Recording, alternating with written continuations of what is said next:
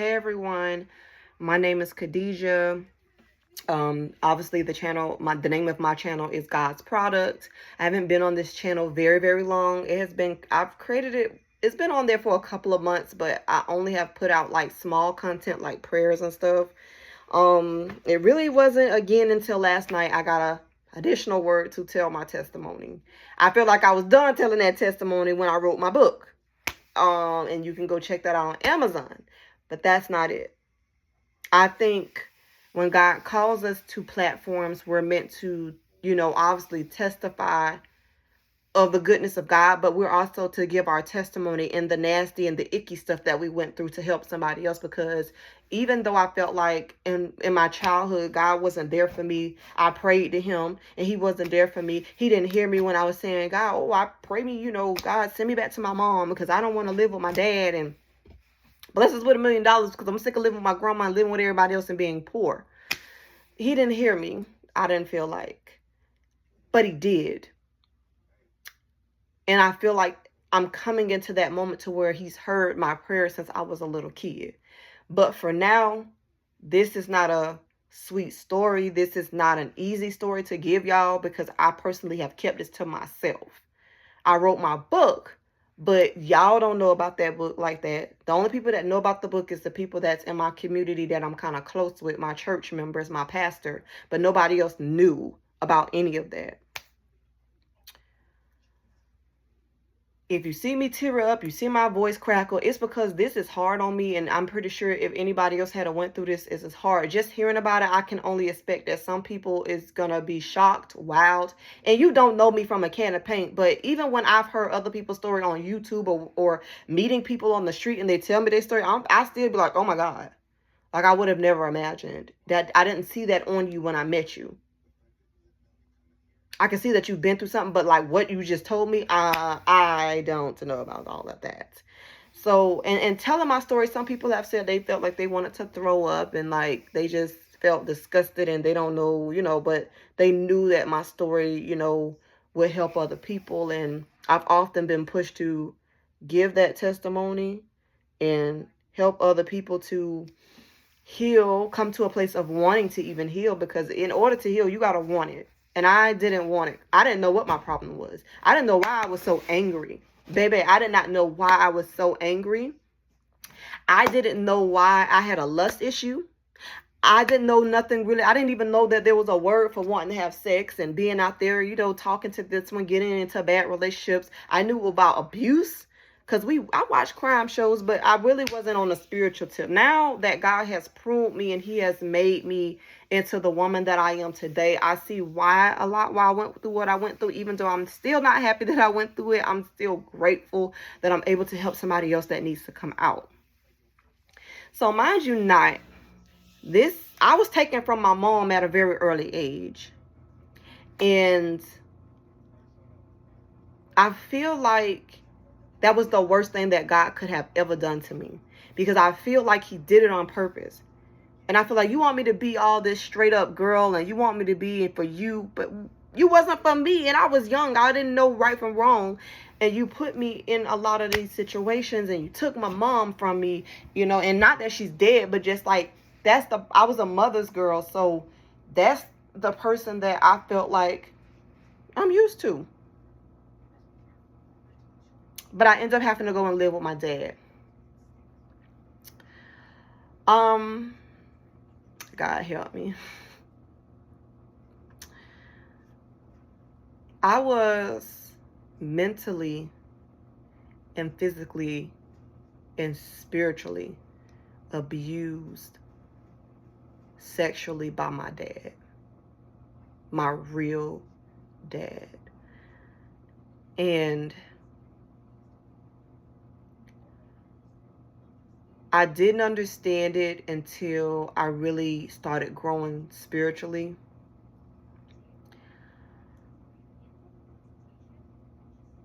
My story is about a confused, lonely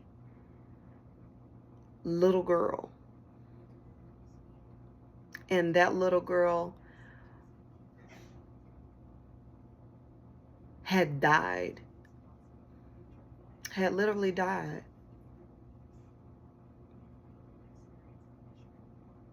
I don't know how I survived all of that and still go through what I go through now. And I know we go through to make us stronger and to help other people, but I honestly have always, well, used to always ask God, why me? Why me? Why couldn't I have a normal childhood and a normal father? Why did I get taken from my mother? But before we get to the testimony and the purpose of why, I want to share some very disgusting and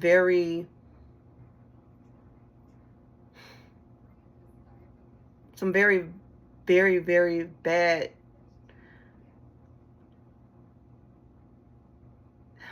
things that I went through that I consider bad. I don't know what nobody else would consider it, but to have your own father manipulate you into having sex with him from, at an early age, I think that that's terrible. I think that that's not something that no child, no teenager, should ever have to go through.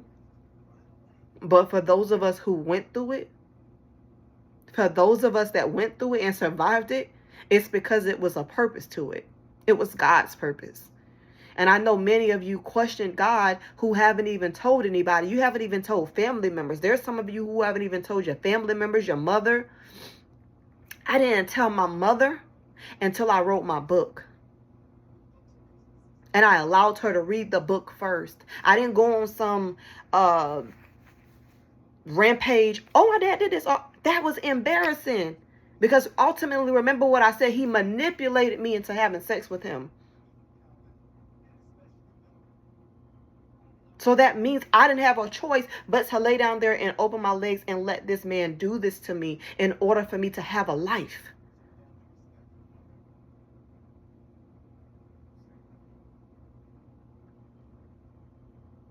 And this was one of the most difficult, not the last and not the only, but it was one of the hardest things I've ever had to get through and go through in my life and not have nobody to call on. Because when I called on other people, they called me in a meeting with my dad and still didn't do anything about it.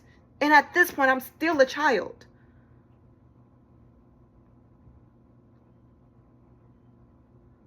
So, in just a moment, y'all, I have to close my door. Okay, guys, I'm back. I'm so sorry. I do have 2 kids, and one is homeschooled, and the other one's 4. But my story, I feel like it can help so many people. I don't know who it's going to help. I didn't plan to do this in my life, to be telling it. I plan to just heal from it and keep on moving. That was my plan. Ultimately, this story will be broken up in parts because I can't give you all of it into one video because I'm new. So, yeah. I ended up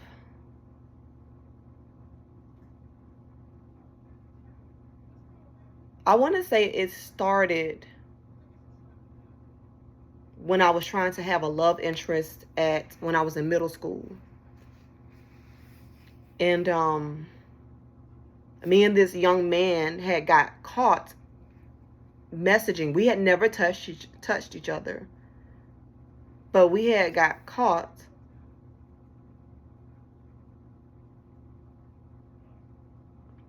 exchanging letters about being wife and husband and having kids and just, some kind of nasty stuff that you do when you are in 8th grade. It was, at the time, I would say it's kind of innocent because we were kids and we really didn't know what we was talking about, because lo and behold, having kids at that age, 13 and 12, that's an issue. So somehow, I believe his mother was washing his clothes, and this guy's name was Dooley. He had a twin named Tony. And me and my best friend Justice, we dated the twins. Now, talking about having kids, our relationship only lasted for about 6 months, 4, 5 months. It wasn't even a whole school term. So, I mean, yeah. Man may plan their ways, but God, his plans will always prevail. So, we ended up going to a boat dock, and my dad didn't know, but I didn't know. I knew his mother found the letter, but I did not know, because he told me when we was at school, but I didn't expect to see Dooley and Tony and their mom come to the boat dock with my church, because we had a church outing and they showed up with their mom, and she kept looking at me funny, but never said anything. So she ended up having a conversation with my pastor's daughters, Tish and Cassandra. And Cassandra had walked up to me, because they had done orchestrated this whole thing in just that little bit of time. She had done talked to my dad, Tisha, and Cassandra. And then Cassandra came and got in the water. Me and Dooley was in the water, like playing and talking and sitting in each other's face. But then when my Cassandra comes, well, she ultimately became my godmother. She came and she was like, Dooley's mom is wanting to speak with you, and I know that your dad wants to speak to Dooley. So we ended up going with each other's parents, and she sat me down and she was like, I'm okay with the dating, but what I'm not okay with is the things that was put in there. And she kind of made it a joke later, because I was very mannerable and I didn't try to like go through anything. When she asked me questions, I was very respectful, and I'm pretty sure Dooley did the same thing, because by the time we was done with the conversations with either parents, we both spoke and we laughed and we still talked or whatever. I was still a virgin. Now, I had done certain other little things, because like I said, I come from a family of incest and lust. But the information that I didn't know, what I'm about to give you a little later in this video, is what is the reason behind most of this. So I ended up going home, and I think my father stewed over that, the letter, because he was able to read it, because she brought it, because she read it to me. So I know she read it to him, because he's the parent. I'm the child. I think my father brewed over it for a couple of days. So when he called me to come into I think one of my sisters told me that Daddy wanted you. And I was nervous. I was shaking. My hands were sweaty, palm. And I went into his room, and we were living with my grandmother. He had his own room, and rather, me and my sisters, like I said, I have a whole bunch of sisters, but it was just me and 3 other of my sisters. We shared one room. 2 slept on a pallet, and 2 of us slept in a bed. So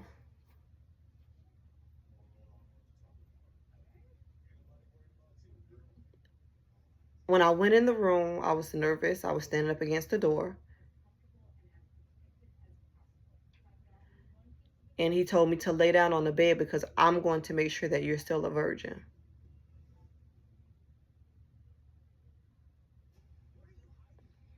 He laid me on the bed. He told me to take my pants off, take my clothes off. Definitely like my pants. And I did, because I was so nervous. I didn't know what he was about to do to me. And I told him, and I kept telling him I'm still a virgin, like I haven't touched anybody. And I'm pleading and crying at this time. And I'm laying on my stomach, and he told me to bend over and open up my legs and his hands, and he utilized his hands and to check to see if I was still a virgin.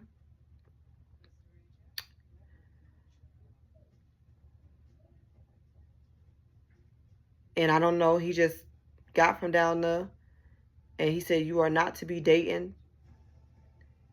And, you know, he kind of gave me, he tried to turn it into a fatherly moment, but I was hurt.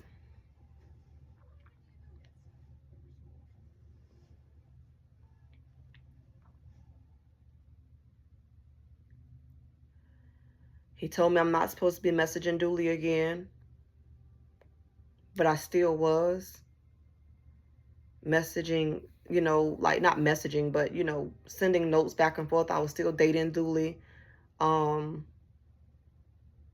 So my sister, Tiara, they were washing clothes, her and Bianca, and then they ended up coming across the note. I kept that letter because he had sprayed his cologne on it.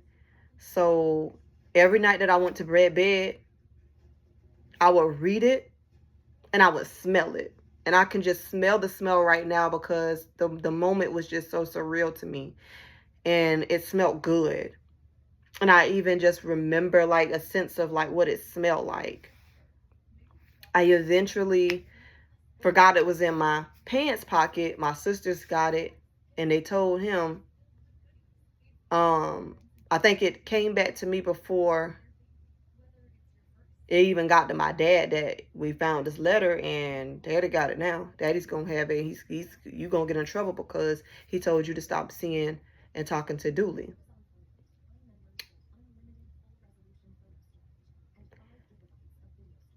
I came, he called me in there. Later that night, I was shaking because I felt like I'm still a virgin. I've kissed this boy, but he has not touched my insides. And I don't know what he really looks like, and he don't know what I look like.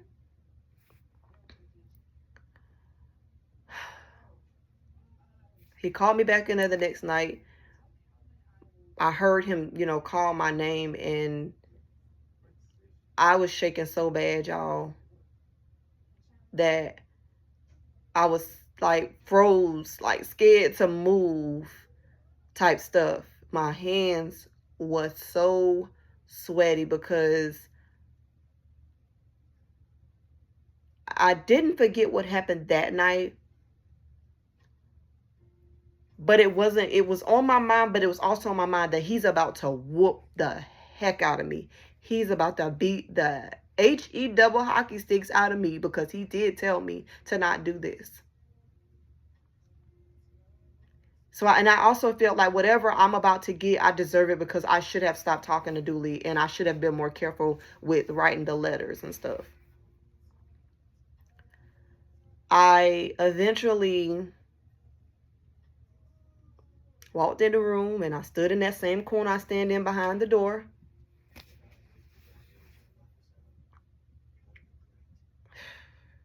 Y'all. He started talking and he started saying, you know, this is being disobedient. I still haven't, you know,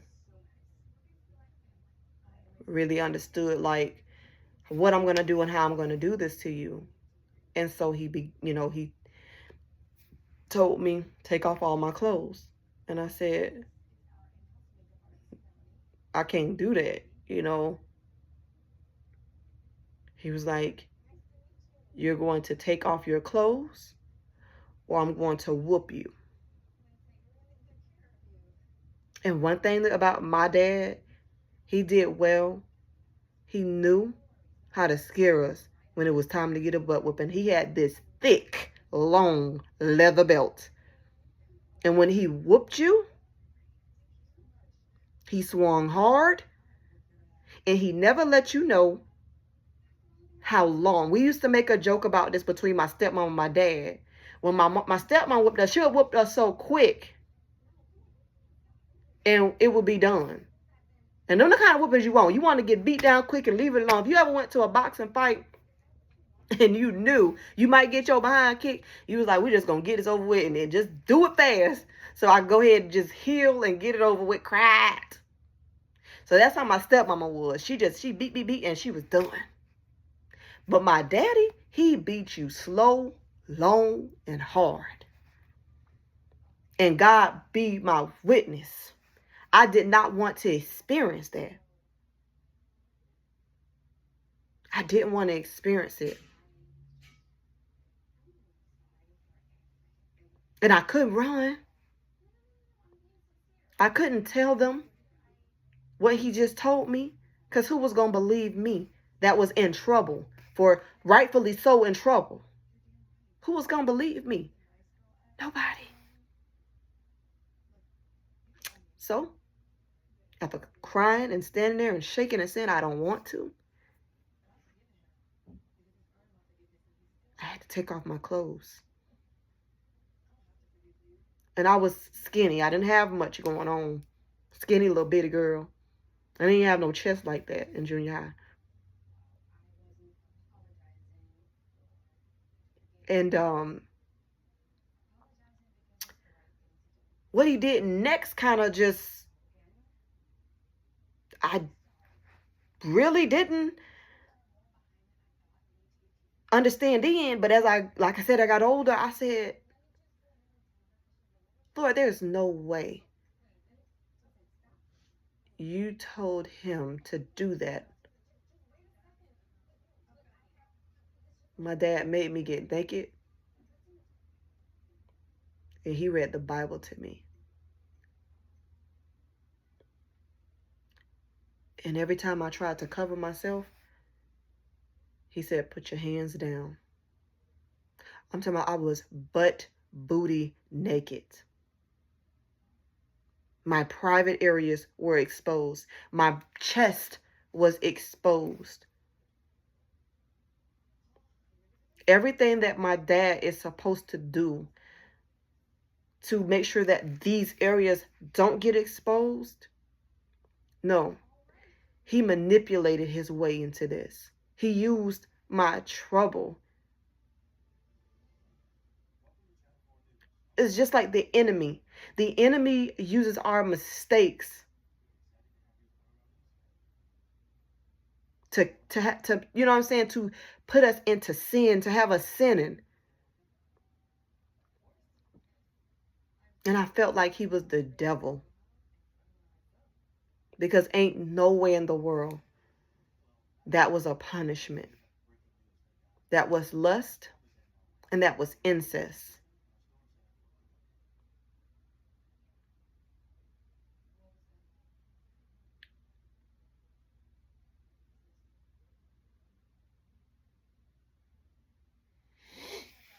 First example.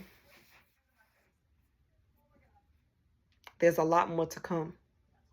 The story is not over. This was just the beginning. A very sad and brutal beginning. Didn't know it would manifest to anything else crazy.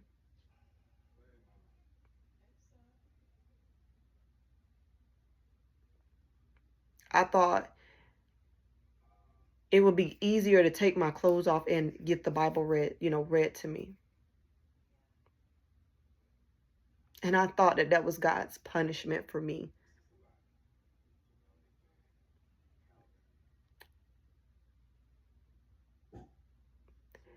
And I'm here to tell you, anybody out there who has experienced this knows how this feels. Maybe not exactly, but when you trust the person that brought you in, that God used to bring you into this world, it wasn't safe anymore.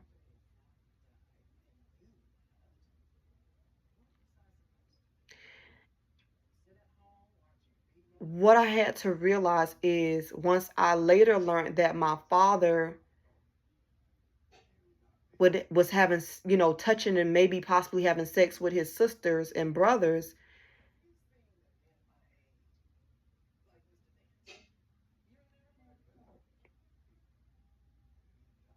his stepfather used to make them have touch each other, my aunts and uncles.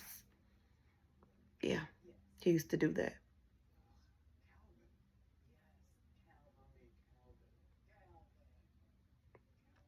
He used to do that.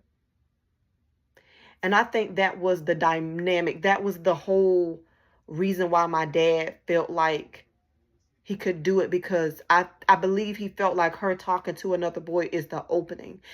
So in reality, he has already been looking at me as I was growing up. That just didn't spiral in a moment of, oh, I'm just going to do this to her. This is something that brewed to that moment. And when there was a crack, he opened the door wide. And there was nothing that I could do about it.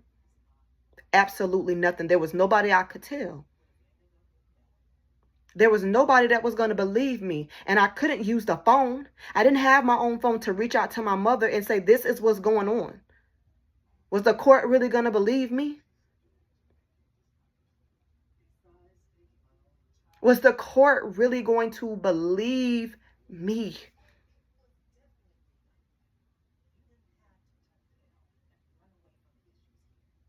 No. No.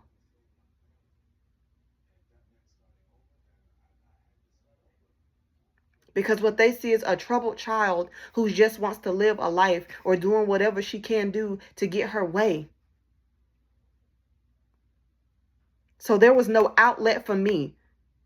I didn't even want to pray to God because I felt like if he read the Bible to me and made me undress myself, then that's because you told him to do that.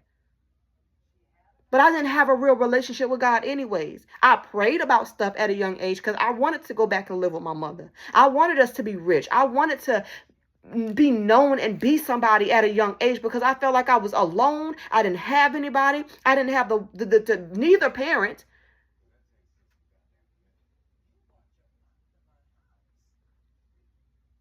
He was the devil inside. You heard of the term, the inside job. This was like an inside job because he didn't have to go out there and do it with somebody else's child. Because nah, that was way too far embarrassing. You could get caught easily. So you would do it to the one that you're supposed to protect her from everybody and everything that comes to try to destroy her, distract her, or hurt her. He didn't do that. And I didn't felt like God did that for me either. I felt like God hated me. Why would you even put me through this? Why would you take me through this? You couldn't have loved me enough.